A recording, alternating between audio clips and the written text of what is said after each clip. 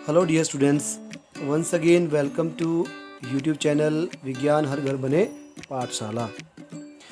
पिछले वीडियो में बच्चों हमने चैप्टर 16 शुरू किया था, उसको पढ़ा था हमने देखा था, हमने पढ़ा था कि किस प्रकार जो है अपने नेचुरल रिसोर्सेज जो है हमारे प्राकृतिक संसाधन हैं उनका संरक्षण करना क्यों आवश्यक है, वो क्या क्या होते हैं, हमें क्या क्या प्रोवाइड करते हैं और कौन कौन से ऐसे स्टेप उठाए गए जिनके द्वारा हमें प्राकृतिक संसाधनों का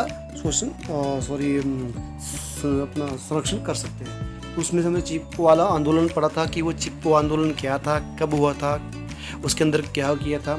उसके बाद आता है बच्चों हमारा आज का टॉपिक में अमृता देवी विश्रोई राष्ट्रीय पुरस्कार। ये क्या है, किसको दिया जाता है, देख लेते हैं। देखिए, अमृता देवी राष्ट्रीय पुरस्कार जो है भारत सरकार द्वारा जैव संरक्षण के लिए दिया जाता है। यह पुरस्कार अमृता देवी विश्रोई की याद में दिया जाता है, जिन्होंने 1771 में राजस्थान के जोधपुर के पास खेजराली गांव में खेजरी वृक्षों को बचाने हेतु 363 लोगों के साथ अपने आप को बलिदान कर दिया था। तो बच्चों, इसके ऊपर भी आपको नोट्स आ जाता है कि क्या होता है आपका अमृता देवी विश्रोई राष्ट्रीय पुरस्कार। तो अमृता देवी जो थी वो आपके राजस्थान के जोधपुर गांव के खेजरीवाल गांव से संबंध रखती थी। वहां पे उन्होंने खेजरी वृक्षों को बचाने के लिए लगभग 363 लोगों के साथ अपनी जान की बलि दे दी थी।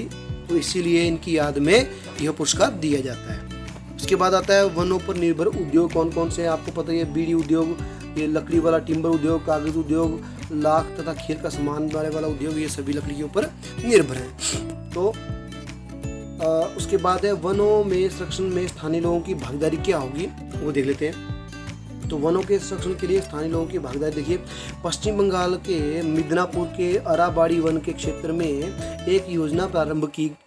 यहाँ वन विभाग ने एक दूरदर्शी अधिकारी A.K. बनर्जी के ग्रामीणों को अपनी योजना में शामिल किया तथा उनके सहयोग से बुरी तरह से क्षतिग्रस्त साल के वन की लगभग 1272 हेक्टेयर क्षेत्र का संरक्षण किया। ठीक है बच्चों, तो इसके बदले निवासियों को क्षेत्र की देखभाल की जिम्मेवारी के लिए रोजगार मिला और साथ ही वहां उन्हें उपज की 25% के उपयोग का भी अधिकार मिला और बहुत कम मूल्य पर ईंधन के लिए लकड़ी, पशुओं को चराने की अनुमति भी मिली। अब स्थानीय समुदाय की सहमति तथा सक्रिय भागीदारी से 1983 तक अराबाड़ी का सालवन वृक्ष समृद्ध हो गया। वन जो है समृद्ध हो गया। जो पहले बेकार कहे जाने वाला वन था, बाद में वो समृद्ध हो गया और उसका मूल्य लगभग 12.5 करोड़ का आंका गया। तो बच्चों, ये थे उदाहरण जिसके द्वारा जो है हम वनों को संरक्षण कर सकते हैं। ठीक है, तो वनों के संरक्षण में स्थानीय लोगों की भागीदारी बहुत जरूरी है। हम और आप जो है अपने भागीदारी से वनों को संरक्षित कर सकते हैं। उसके बाद आता है बच्चों हमारा जल संग्रहण। तो जल संग्रहण क्या होता है? जल को इकट्ठा करना। इसका मुख्य उद्देश्य है भूमि एवं जल के प्राथमिक स्रोतों का विकास करना। वर्षा जल संचयन।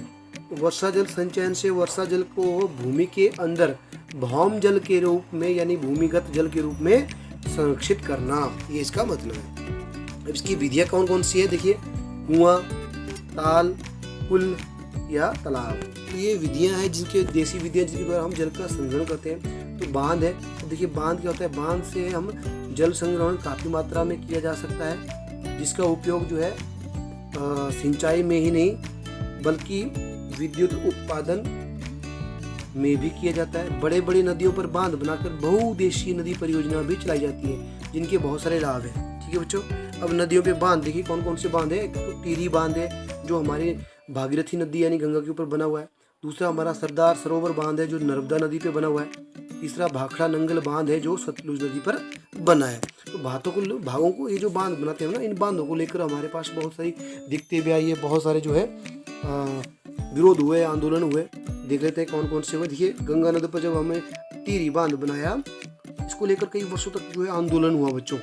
नर्मदा बचाओ आंदोलन हुआ, जो नर्मदा नदी पर बने सरदार सरोवर बांध को लेकर विरोध हुआ। तो इस तरह से जब हम ये बांध बनाते हैं तो हमें इनका बहुत सारा जो है विरोध का सामना करना पड़ता है। अब इसके बाद आता है बांधों के लाभ बच्चों। बांधों के लाभ क्या क्या होते हैं देखिए, इसके लाभ है सिंचाई के लिए पर्याप्त जल सुनिश्चित होता है ना, विद्युत की उत्पादन हो जाता है और क्षेत्रों में जल की कमी कभी नहीं होती, लगातार वितरण होता है और पर्यटन क्षेत्र में भी विकास होता है और मछली पालन का भी लाभ होता है। ये है बांधों के लाभ। अब बांधों की हानियां भी होती, जरूरी नहीं लाभ भी हो बच्चों, बांधों की हानियां भी होती है। कौन कौन सी हानियां है? देखिए, बांधों से हानियां क्या है? कृषि योग्य भूमि का ह्रास हो जाता है, नष्ट हो जाती है, और स्थानीय लोगों का विस्थापन करना पड़ता है। यानी जिस जगह पे बांध बनाया जाए वहाँ पे रहने वाले लोगों को वहाँ से हटाकर किसी और दूसरी जगह पे भेजना पड़ता है। वहाँ की कृषि करने योग्य भूमि भी नष्ट हो जाती है। पारिस्थितिक तंत्र का असंतुलन बनता है, जैव विविधता को हानि पहुंचती है, बाढ़ का खतरा बना रहता है। यानी मान लीजिए जब आपने बांध बनाया तो हर वक्त आप खतरे में जीते हो, नज़दीक वाले एरिया में कब जाने पानी आ जाए और बाढ़ आ जाए, तो बाढ़ का खतरा भी रहता है। ठीक है, उसके बाद जीवों के प्राकृतिक आवास नष्ट हो जाते हैं, तो इसका भी खतरा रहता है। उसके बाद आपका भौम जल, अब जो हमने बांध बनाया तो भौम जल के लाभ क्या क्या होते हैं? देखिए, यह भौमिगत जल, जो भूमिगत जल होता है, यह भाप बनकर नहीं उठता है, क्योंकि ये जमीन के काफ़ी 2-3 किलोमीटर तक रहता है अंदर। भूम जल या भौम जल छोटे छोटे जलाशयों के स्तर में सुधार लाता है, पौधों को नमी की हानि से बचाता है, तो ये पौधों को नमी पहुंचाता है। ठीक है, पौधों को पानी देता है। उसके बाद इससे मच्छरों एवं जंतुओं के अपशिष्ट से सुरक्षित रहता है। ठीक है, जल प्रदूषित होने से बचा रहता है। जो भौम जल है उसके फायदे ये बच्चों, ये थे आपके भौम जल के फायदे। उसके बाद आता है हमारा चेक डैम। अब चेक डैम का नाम भी सुना होगा। चेक डैम क्या होते हैं? चेक डैम जो है जल इकट्ठा या जल को संग्रहण करने के लिए अर्ध चंद्राकार मिट्टी के गड्ढे अथवा निचले स्थान पर कंक्रीट अथवा छोटे कंकड़ वाले पत्थरों से बनाए जाते हैं। अब ये क्या करते हैं? ये वर्षा ऋतु में पूरी तरह भर जाने वाली नालियां या प्राकृतिक जलमार्ग पर बनाए जाते हैं। ये होते हैं चेक डैम। ठीक है बच्चों,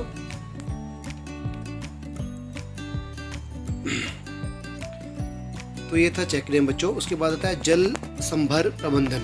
तो ये जल संभर प्रबंधन क्या होता है? देखिए, जल संभर प्रबंधन से मिट्टी एवं जल संरक्षण पर जोर दिया जाता है।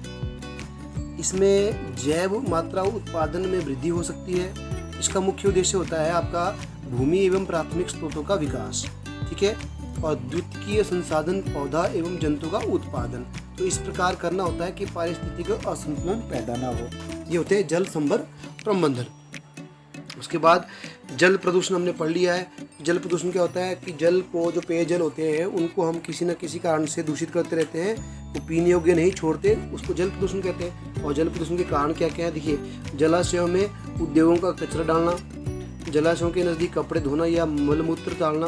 ठीक है, उसके बाद जलाशयों के अवांछित पदार्थ डालना, नदियों में मरे हुए जीवों को बहाना, ये सभी कारण किस चीज़ के हैं? ये आपके जल प्रदूषण के कारण हैं। अब जल प्रदूषण के लिए मनुष्य भी उत्तरदायी होते हैं। कौन कौन से कार्य होते हैं? देखिए, घर एवं कारखाना यानी कागज उद्योग द्वारा छोड़ा गया विषैला रसायन जो है, जिसमें रसायन युक्त पानी होता है, उसको हम नदियों में छोड़ देते हैं, मनुष्य छोड़ते हैं, तो उससे भी आपका क्या होता है? जल प्रदूषण होता है। दूसरा क्या होता है? कृषि कार्य में उपयोग होने वाले पीलिकनाशी या उर्वरक आदि जलाशयों में मिल जाते हैं, तो इससे भी नुकसान होता है। नदियों में मरे हुए जीवों को हम प्रवाहित कर देते हैं, इससे हमारा पानी जो है दूषित होता है। तो बच्चों, इसके बाद आता है हमारा जो खत्म होने वाले जो हमारे प्राकृतिक संसाधन हैं, कोयले और पेट्रोलियम। तो ये हमारे अनिम्नीकरणीय नेचुरल सोर्सेज हैं जो कभी ख़त्म हो जाएंगे, क्योंकि हज़ारों वर्ष पहले बने थे और ये ख़त्म होने की कगार में है या ख़त्म हो जाएंगे जिस प्रकार हम इनका उपयोग कर रहे हैं। तो इनको पढ़ लेते हैं। जीवाश्म ईंधन, कोयला और पेट्रोलियम का महत्व, इनका महत्व देख लेते हैं। देखिए, जीवाश्म ईंधन जो है अर्थात कोयला एवं पेट्रोलियम जो ऊर्जा के मुख्य स्रोत हैं। ठीक है, औद्योगिक क्रांति के समय हम उत्तरोत्तर अधिक ऊर्जा का खपत कर रहे हैं। इस प्रकार ऊर्जा का प्रयोग हम दैनिक ऊर्जा कार्य आवश्यकता को पूर्ति करने के लिए जीवन उपयोगी पदार्थों के उत्पादन हेतु कर रहे हैं। इसके अलावा ऊर्जा संबंधी यह अवस्था जो है, आवश्यकता जो है, कोयला तथा पेट्रोलियम से ही प्राप्त होती है, और हम अपनी दैनिक ऊर्जा खपत का लगभग 70% हिस्सा कोयला और पेट्रोलियम पर ही निर्भर करते हैं। ठीक है, अब इनका संरक्षण करना कैसे किया जा सकता है? कोयला और पेट्रोलियम जैसे ईंधनों का संरक्षण करना बहुत आवश्यक है, क्योंकि ये दोनों कई बार लाखों वर्ष पूर्व जो है जीवों के जैव मात्रा से अपघटन से बने होते हैं, जो कि दोबारा बनना संभव नहीं है या मुश्किल है। उसके बाद इसका दूसरा जो है, क्योंकि हम चाहे जितनी भी सावधानी से इनका उपयोग करें, फिर भी एक दिन ये स्रोत भविष्य में ख़त्म हो ही जाएंगे।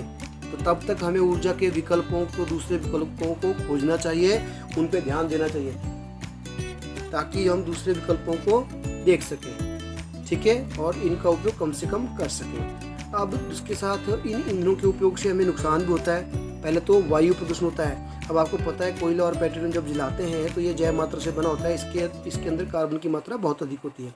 तो कार्बन के अतिरिक्त ये हाइड्रोजन, नाइट्रोजन और सल्फर यानी गंधक भी होते हैं। तो जब इन्हें जलाया जाता है तो कार्बन डाइऑक्साइड, नाइट्रोजन की ऑक्साइड और सल्फर ऑक्साइड बनाते हैं, जो वातावरण में फैलते हैं और वायु प्रदूषण फैलाते हैं। दूसरा है बीमारियाँ।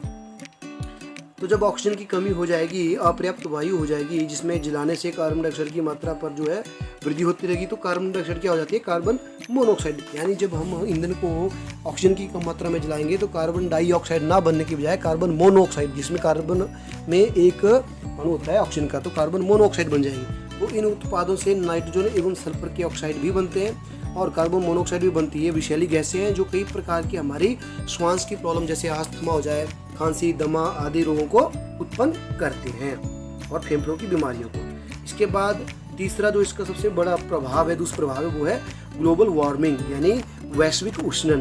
तो कोयला एवं पेट्रोलियम पर विचार करें तो हम एक अन्य दृष्टिकोण भी देख सकते हैं कि ये कार्बन के विशाल भंडार हैं। इनकी संपूर्ण मात्रा का कार्बन जलाने पर कार्बन डाइऑक्साइड में बदल जाते हैं, जो वायुमंडल में कार्बन डाइऑक्साइड की मात्रा को अत्यधिक बढ़ा देते हैं। अब इससे क्या हो रहा है, बहुत तेजी से वैश्विक उष्णन यानी ग्लोबल वार्मिंग होने की संभावना है। ग्लोबल वार्मिंग क्या है, जब वातावरण में हमारी कार्बन डाइऑक्साइड की मात्रा बढ़ जाएगी तो जिससे जो है आपका जो है गर्म हो जाएगा हमारा वातावरण, और जो है जो हमारे बर्फ़ के जो पहाड़ हैं, जो ग्लेशियर्स हैं, वो पिघलना शुरू हो जाएंगे और समुद्री जल बढ़ जाएगा और पृथ्वी नष्ट हो सकती है।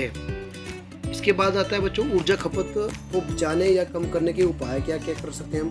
तो सबसे पहले हमें बस में यात्रा करनी चाहिए, अपना वाहन छोड़कर, ताकि हम पैदल भी जा सकते हैं, साइकिल भी जा सकते हैं। इसका मतलब ये नहीं हुआ कि हम अपनी गाड़ियाँ ही छोड़ दें, लेकिन हाँ बहुत ही ज़रूरत हो तब चलाएं। अदरवाइज अगर हम कहीं पैदल जा सकते हैं और हम पैदल जाने की बजाय अपनी गाड़ी पे जा रहे हैं, जहाँ पर हम पैदल जाने से भी हमारा काम सर जाएगा, तो हमें वो कर लेना चाहिए। क्यों?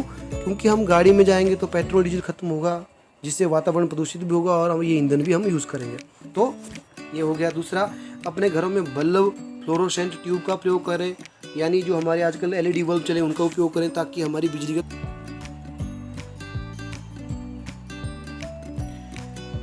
तीसरा, हम सर्दी में एक अतिरिक्त स्वेटर पहनकर हीटर को बचा सकते हैं हीटर चलाने से, जिससे हीटर से बिजली कम खर्च। हम स्वेटर या गर्म कपड़े पहने जिससे हीटर जो है कम हमारा चले और बिजली की खपत कम हो। तो इस तरह से हम बिजली या दूसरे जो हमारे जो ऊर्जा की खपत है करने के तरीके हैं, उनको हम कम कर सकते हैं। तो इसी के साथ बच्चों आपका ये चैप्टर भी ख़त्म होता है और मुझे पूरी उम्मीद है ये चैप्टर आपको अच्छे से समझ आया होगा कि हमें अपने नेचुरल सोर्सेज का, संसाधनों का संरक्षण करना क्यों आवश्यक है। अब चलते हैं इस चैप्टर के अभ्यास के प्रश्न उत्तरों की तरफ। तो बच्चों पहला प्रश्न क्या है, देखिए, अपने घर में पर्यावरण अनुकूलित बनाने के लिए आप कौन कौन से परिवर्तन सुझा सकते हैं। यानी अपने घर को आप वातावरण अनुकूलित बनाने के लिए क्या कर सकते हैं। देखिए, नंबर 1, हम पुनः चक्रण योग्य वस्तुओं को कूड़े के साथ नहीं फेंकना चाहिए। नंबर 2, हमें चीज़ों जैसे लिफाफे को फेंकने की अपेक्षा फिर से प्रयोग करना चाहिए।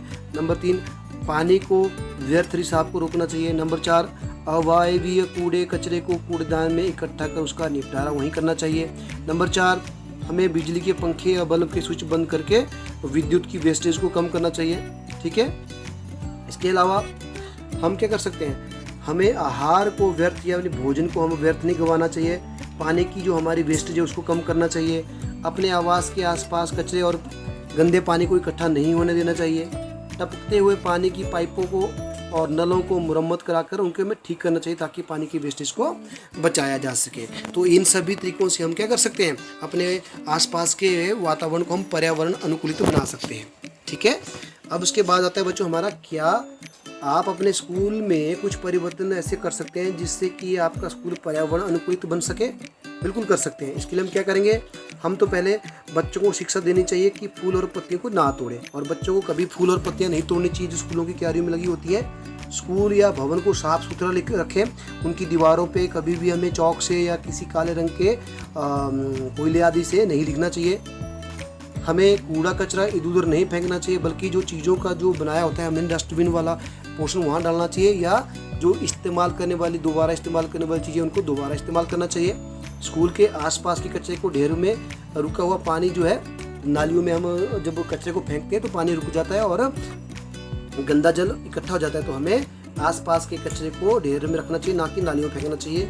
शौचालय और मूत्राशयों की नियमित साफ सफाई करनी चाहिए, ठीक है। और कमरों को ज़्यादा से ज़्यादा खिड़कियाँ बनानी चाहिए ताकि सूर्य की रोशनी आ सके और बिजली का कम से कम उपयोग हो। तो इन सभी तरीकों से, इसके अलावा हम क्या कर सकते हैं, विद्युत की वेस्टेज को कम कर सकते हैं। जैसे हम स्विचों को बंद कर सकते हैं, जब हम जाएँ तो स्विच बंद करके जाएँ स्कूल से कमरे में। उसके बाद हम स्कूल में ज़्यादा से ज़्यादा पेड़ लगाएं, हरियाली लाएं, ताकि वहाँ के एनवायरनमेंट साफ़ सुथरा हो। और हमें जल का वेस्टेज भी रोकना चाहिए। तो ये सभी तरीके हैं बच्चों, इनके माध्यम से आप अपने अपने पाठशालाओं को, विद्यालयों को पर्यावरण अनुकूलित बना सकते हैं। उसके बाद प्रश्न नंबर 3 आता है आपका। इस अध्याय में हमने देखा कि जब हम वन्य एवं वन्य जंतु की बात करते हैं तो 4 मुख्य दावेदार सामने आते हैं। इनमें से किसे वन का उत्पाद प्रबंधन हेतु निर्णय लेने के लिए अधिकार दिए जाते हैं? आप क्या सोचते हैं इसके बारे में? तो बच्चों, जब मैंने आपको पढ़ाया था तो मैंने आपको बताया था 4 दावेदार, एक जो वहाँ के रहने वाले लोग हैं वो, दूसरे वहाँ के जो आपके घर बनाने वाले हैं वो, उसके बाद उद्योग धंधे चलाने वाले वो, फिर सरकार आती है जो सरकार जो है उसको नियंत्रित करती है, फॉरेस्ट डिपार्टमेंट। तो वन के अंदर जो है, वनों के आसपास रहने वाले लोग पहले अपनी आवश्यकताओं को पूर्ति के लिए वनों पर निर्भर रहते हैं, ठीक है। सरकार का वन विभाग वनों से प्राप्त साधनों का नियंत्रण करता है। तीसरा, बीड़ी उत्पादकों से लेकर कागज मिलों पर निर्भर रहने वाले, वनों पर निर्भर रहने वाले लोग जो है, वनों की कटाई बहुत ज़्यादा हो रही है जो करते हैं, तो हमें इसको कम करना चाहिए। वनों के उपयोग के लिए कानून बनाने जाना चाहिए, ठीक है, ताकि वनों के पास रहने वाले लोग बिना वजह से किसी भी चीज़ को ना काटें और सही तरीके से इस्तेमाल करें। तो ये 4 मुख्य बातें हैं, जो 4 मुख्य दावेदार हैं जो इसके वनों के। उसके बाद बच्चों, अगला प्रश्न आता है हमारा, एकल व्यक्ति के रूप में आप निम्न प्रबंधन के क्या योगदान दे सकते हैं? कौन कौन सा? वन्य एवं वन्य जंतु के प्रबंधन में आप क्या योगदान दे सकते हैं? दूसरा, जल संसाधन में प्रबंधन में आप क्या योगदान दे सकते हैं? तीसरा, कोयला एवं पेट्रोलियम में। तो वन एवं वन्य जंतु के प्रबंधन में आप क्या कर सकते हैं? देखिए, आप दूसरे लोगों को वन संरक्षण के लिए जागरूक कर सकते हैं। 2, बता सकते हैं कि फालतू में पेड़ नहीं काटने चाहिए, अगर काटना पड़े तो एक की जगह आपको 10 पेड़ लगाने चाहिए, ठीक है, ये आपको करना चाहिए। इसके अलावा आप संरक्षण के नियमों का अपनाकर इस मामले का काम कर रही कमेटियों को सहायता से भी हम वन एवं वन्य जीवों के प्रबंधन को योगदान दे सकते हैं। दूसरा है बच्चों आपका जल संसाधन। तो इसके संरक्षण के लिए आप क्या योगदान दे सकते हैं? देखिए, जल संसाधन, अपने घर, कार्यस्थल पर वेस्टेज हो रही है उसको हम रोक सकते हैं, वर्षा के जल को संग्रहित कर सकते हैं। तो इस प्रकार हम जल संसाधन में अपना योगदान दे सकते हैं। तीसरा, कोयला एवं पेट्रोलियम में हम क्या कर सकते हैं? आपको पता ही है, कोयला एवं पेट्रोलियम जो है जीवाश्म ईंधन है जो जल्दी से खत्म हो सकते हैं। तो हमें क्या करना चाहिए? इनको हमें कम से कम इनकी यूज करना चाहिए और इनकी वेस्टेज को रोकना चाहिए, ठीक है। और कम से कम हम इनका इस्तेमाल करें। निजी वाहन की अपेक्षा हम सार्वजनिक वाहन का इस्तेमाल करें ताकि एक साथ जो है कई लोग जा सकें और कम ईंधन का खर्च हो। तो इस प्रकार जो है हम इनका अपना योगदान इन तीनों में दे सकते हैं, ठीक है बच्चों। उसके बाद आता है आपका, एक एकल व्यक्ति के रूप में विभिन्न प्राकृतिक उत्पादों की खपत कम करने के लिए आप क्या कर सकते हैं? देखिए, खाना बनाने के लिए हम सबसे पहले लकड़ी की जगह गैस का इस्तेमाल करेंगे, ठीक है, ताकि हम लकड़ी वनों को ना काटें। दूसरा, जल को हम वेस्टेज को रोकना चाहिए, जल को व्यर्थ नहीं गंवाना चाहिए। तीसरा, हमें आहार को व्यर्थ नहीं गंवाना चाहिए। हमें तीसरा 3R जो है, 3R का सिद्धांत है या 4R का सिद्धांत है, उसमें फॉलो करना चाहिए, यानी रीयूज़ करना चाहिए, चीज़ों को रिड्यूस करना चाहिए, कम प्रयोग करना चाहिए, और पुनः चक्रण यानी रिसाइकिल करना चाहिए और पुनः प्राप्त करना चाहिए, रिकवर करना चाहिए। उसके बाद हमें विद्युत को कम से कम इस्तेमाल कर सकते हैं जिससे इसका वेस्टेज रोका जा सके, ठीक है बच्चों। तो इस प्रकार जो है हम अपना से योगदान दे सकते हैं। उसके बाद आपका प्रश्न नंबर 6 आता है कि निम्न से संबंधित ऐसे 5 कार्य लिखिए जो आपने पिछले 1 सप्ताह में किए हो। अपने प्राकृतिक संसाधनों के संरक्षण में आपने क्या किया? तो आप लिख सकते हो, इसमें क्या लिख सकते हो? देखिए, पर्यावरण संरक्षण के संबंधित जागरूकता अभियान में भाग लिया हमने। नहाने में हमने कम से कम पानी का प्रयोग किया जी। रोशनी के लिए हमने CFL बल्ब का इस्तेमाल किया है। स्कूल आने जाने के लिए हमने वाहन की जगह सरकारी वाहनों का प्रयोग किया या पैदल गए हम। चौथा, विद्युत उपकरणों का उपयोग हमने व्यस्त नहीं किया। तो ये आपने लिख सकते हैं। दूसरे, अपने प्राकृतिक संसाधनों पर दबाव को और बढ़ाया कैसे, उसमें आप क्या कर सकते हो? तो हमने कंप्यूटर एवं प्रिंटिंग के लिए अधिक कागज़ का प्रयोग किया, यानी जो हमारे नेचुरल रिसोर्सेज है उनका ज़्यादा से ज़्यादा उपयोग करके उनके ऊपर आपने दबाव बढ़ा दिया। तो इसके लिए आपने 5 कार्य ऐसे कौन से किए पूरे सप्ताह में? तो आपने क्या किया? देखिए, पहला कार्य किया, प्रिंटिंग के लिए अधिक से अधिक कागज़ों का प्रयोग किया। अब आपको पता है ज़्यादा से ज़्यादा आप अगर कागज़ों का इस्तेमाल करेंगे तो कागज़ बनते हैं आपके लकड़ी से, और लकड़ी मिलेगी पेड़ों से, पेड़ों से मिलेगी जंगलों से, तो हमें जंगलों को काटना पड़ेगा। ठीक है, तो ये हमने नुकसान पहुंचाया। दूसरा, मोटरसाइकिल का अत्यधिक उपयोग किया। तीसरा, पंखा चलते छोड़कर कमरे से बाहर चले गए। चौथा, दिवाली पर पटाखे जलाया, वायु प्रदूषण हुआ। हमने आहार को वेस्ट फैलाया। तो ये कार्य जो है प्राकृतिक संसाधनों को दबाव देते हैं, यानी उनको नष्ट करते हैं। तो ये भी हो गया बच्चों। उसके बाद आता है आपका प्रश्न नंबर 7। इस अध्याय में उठाए गए समस्याओं या बिंदुओं के आधार पर आप अपनी जीवन शैली में क्या परिवर्तन लाना चाहेंगे, जिससे कि हमारे जो संसाधन हैं, जो रिसोर्सेज हैं, उनके प्रदूषण को बढ़ावा मिल सके। मतलब संसाधनों के प्रदूषण को बढ़ावा, ये यहाँ पे गलत लिखा हुआ है, यानी संसाधनों के जो प्रदूषण है उनको कम करने में बढ़ावा मिल सके। तो इसमें क्या आएगा, हम क्या कर सकते हैं, हमें निजी वाहनों की अपेक्षा सरकारी वाहनों का प्रयोग करना चाहिए ताकि कम से कम ईंधन इस्तेमाल हो। हमें यह ध्यान रखना चाहिए कि हम एक समाज में रहते हैं, अकेले नहीं रहते। हमें 3R के नियमों का पालन करना चाहिए, रिड्यूस, रिसाइकिल, रीयूज। हमें अपने संसाधनों को कम से कम इस्तेमाल करना चाहिए तथा उन्हें किसी तरह से व्यर्थ नहीं गंवाना चाहिए। हमें पर्यावरण को प्रदूषित नहीं करना चाहिए। तो इन सभी बातों का ध्यान देकर हम अपने संसाधनों को संप्रदूषण बच्चों, यहाँ पे संप्रदूषण आएगा। संप्रदूषण का मतलब होता है प्रदूषण से बचाने में बढ़ावा दे सकते हैं। तो इसी के साथ बच्चों आपके एक्सरसाइज के अभ्यास के जो 7 प्रश्न पूरे होते हैं, और इन्हीं प्रश्नों के साथ आपका ये चैप्टर जो है, अंतिम चैप्टर जो है, चैप्टर 16 नेचुरल रिसोर्सेज का मैनेजमेंट, प्राकृतिक संसाधनों का प्रबंधन भी खत्म होता है। तो बच्चों, मुझे उम्मीद है आपको ये अच्छी तरह से समझ आए होंगे, अच्छे से आपने इनको देखा होगा वीडियो को। तो जहाँ ज़रूरत पड़े वीडियो को पॉज करें, रिवाइंड करके चलाएं, दोबारा देखें, ताकि आपको हर टॉपिक अच्छे से समझ आए।